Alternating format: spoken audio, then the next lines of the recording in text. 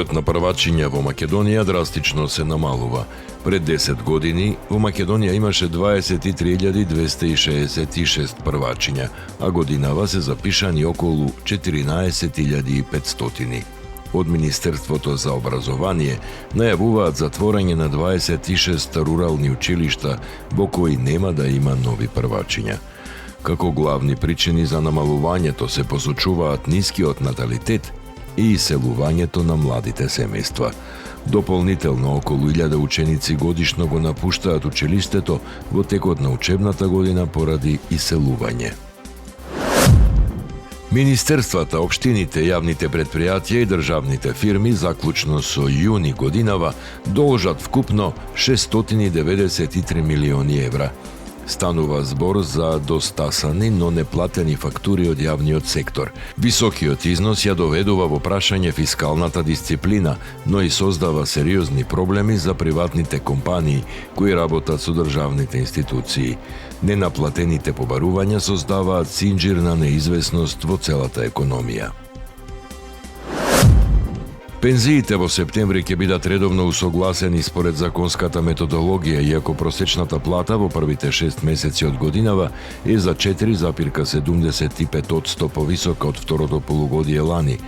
Во јуни бил забележан пат од 1163 денари во однос на мај. Поради тоа, очекуваното усогласување на пензиите би било околу 3%, но конечниот процент се уште се пресметува. Премиерот Мицкоски најави дека точната сума ќе биде позната наскоро. Зголемен е интензитетот на сообраќајот на патиштата надвор од градовите, но на граничните премини од македонската страна засега нема подолги задржувања. Од Автомотосојузот на Македонија апелираат до возачите да ја прилагодат брзината, да ја почитуваат сообраќајната сигнализација и внимателно да управуваат. Посебна предпазливост се препорачува на делниците Катланово Велес, Маврово Дебар Струга, Виница Берово и Кочани Делчево, каде постои можност за одрони. Производителите на ајварската пиперка во Струмичкиот регион се пожалиле на проблеми со откупот и пласманот на производството. Договорената цена е 40 денари за килограм за прва класа, 30 денари за прва, втора и индустријска класа, а 15 денари за шкарт. Министерот Серафимовски најави дополнителни контроли на откупните пунктови и кај преработувачите по барањето на земјоделците. Од инспекторатот до сега велат дека не се утврдени неправилности. Српскиот председател Александар Вучик ги отфрли тврдењата дека ќе ја напушти Србија доколку ги изгуби изборите. Тој рече дека нема причина да бега од земјата и дека не поседува ништо на друго место во светот. Вучик ја критикуваше опозицијата и ги пофали резултатите на својата влада. Тој се осврна и на состојбата на србите на Косово, нагласувајќи дека Белград ќе ги користи сите дипломатски и мирни средства за нивна заштита, но нема да дозволи прогон и протерување. Просечната нето плата во Србија во јуни достигна 120.401 динар или околу 1030 евра. Според податоците на Републичкиот завод за статистика, просечната нето заработка е зголемена за 12,4% во однос на истиот месец лани, додека реалниот раст изнесува 9,4%.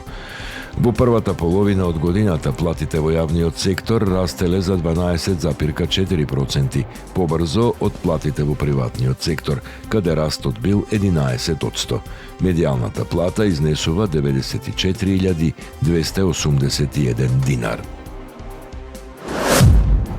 Германската економија порасна за 0,3% во вториот квартал од годинава, наместо првично проценетите 0,2%.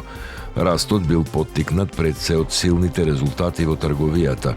Индексот на очекувањата на институтот ИФО се искачи на 89,1, што е највисоко ниво од пред почетокот на војната во Иран. Економистите сметаат дека германската економија влегува во фаза на закрепнување по неколку години слаб раст. Сепак ниското ниво на водата во Рајна и слабите инвестиции остануваат голем ризик за економијата. Кина ги осуди заканите од Соединетите Американски држави за секундарни санкции против земји и компании кои тргуваат со Иран. Пекинг порача дека мерките би биле незаконски и дека ќе ги преземе сите потребни чекори за да ги заштити своите интереси. Кина купува околу 80% од извозот на иранската нафта. Вашингтон веќе воведе нови санкции против 60 лица, субјекти и бродови поврзани со иранска трговија. Соединетите Американски држави се соочуваат со ризик од економска одмазда од Пекинг, вклучително преку ограничување на извозот на критични минерали.